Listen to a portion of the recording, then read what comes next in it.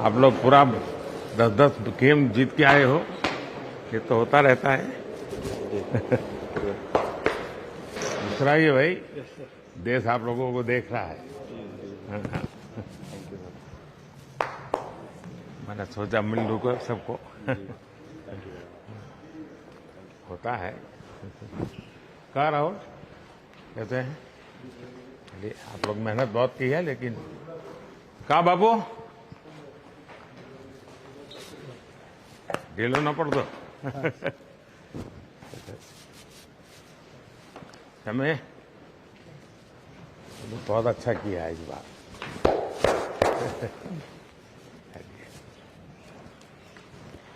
तू तो गुजराती बोलते हो इसने थोड़ू थोड़ू तार तो घर से। सो आप लोग बहुत अच्छी मेहनत की है। और चलिए, होता है। होता रहता है ऐसा। हाँ, और साथियों को एक दूसरे को जरा हौसला बुलंद करते चलिए। और जब आप लोग फ्री हो गए, कभी दिल्ली आएंगे तो बैठूंगा आप लोगों के साथ।